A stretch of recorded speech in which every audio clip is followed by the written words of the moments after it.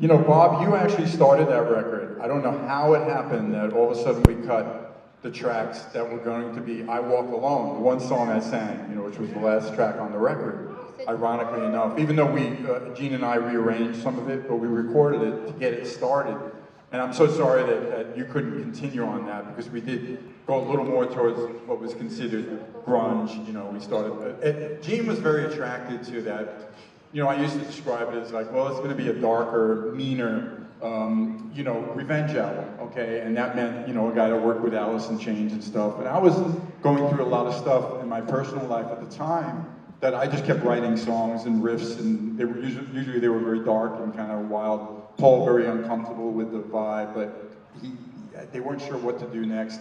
Then meanwhile, of course, if you're not aware, we already, you know, filmed MTV Unplugged, which also had a bit of a clause that people didn't know there'll be a reunion, you know, a real reunion tour if Ace and Peter come out, which in the, you know, history, obviously very important and obviously changed the course of my era.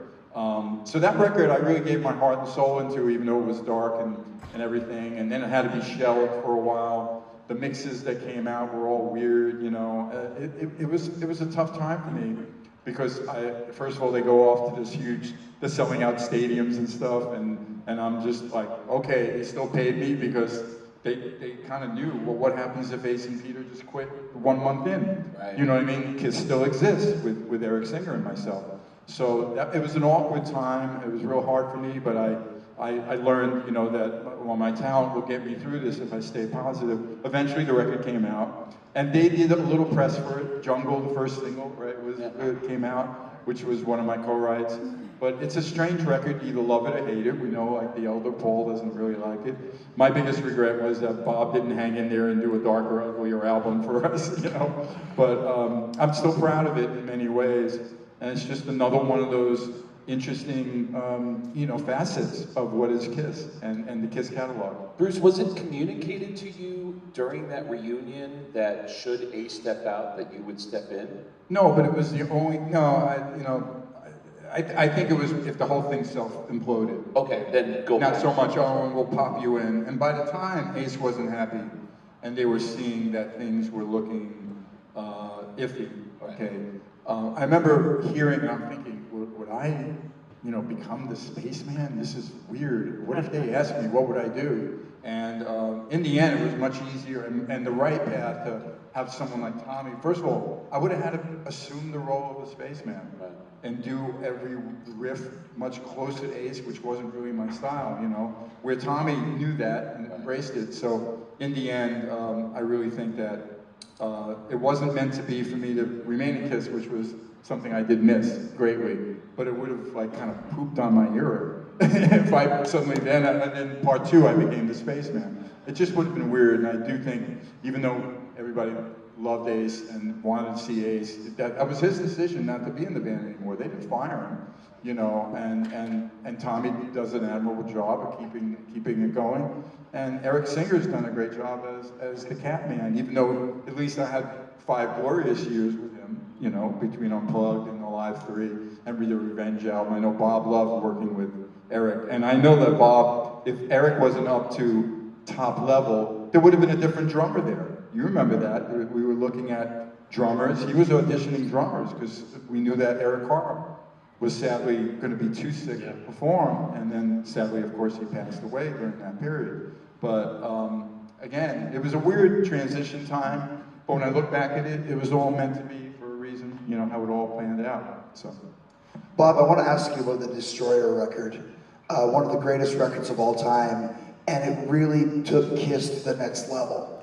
Here you are in 1976 or whatever, you've got this band, they've got some steam, but what was your mission when you started making Destroyer? Because it was next level all across the board.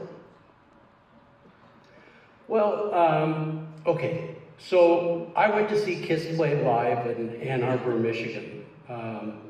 Somebody had called me to see if I was interested in producing the band, and so I went to see them live, and they played to 9,000 15-year-old boys.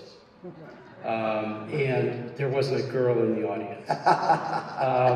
And then we met in New York to talk about what the possibilities were. And I said to them, you know, there was a famous Marlon Brando movie from the 50s called The Wild One. And it's a movie about two motorcycle gangs that come into this small town. One is led by Marlon Brando, and the other one's led by Lee Marvin. Marlon Brando's guys, I mean, they're all bad guys. They're all motorcycle gang guys. But Marlon Brando's team seemed to have a little bit more heart. And Marlon is the kind of guy that the girl in town, the pretty girl in town, decided she could fix. She said to herself, I love this guy, I'm gonna fix him. And whereas Lee Marvin was just pure evil and danger and, you know, repulsive basically to the audience. So I said to the guys, as far as women are concerned, right now you're Lee Marvin. And what we need to be is Marlon Brando. We want every woman in the world to fall in love with you and to think they can fix you.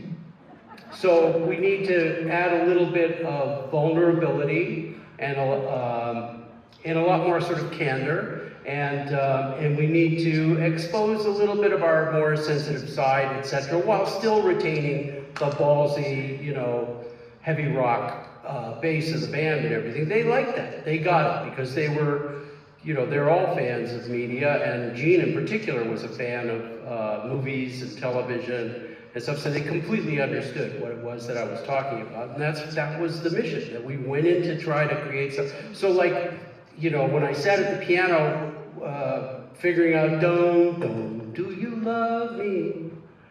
Dum, do you love me? I had this vision of Paul on his knees in front of the audience, you know, saying, do you love me? And then every girl in the audience rushing to the stage, saying, yeah, I love you, you know, and that was the impulsion behind the makeup of the record. Yeah. There's so many Is that answer your theatrical question? elements. There's theatrical elements on there that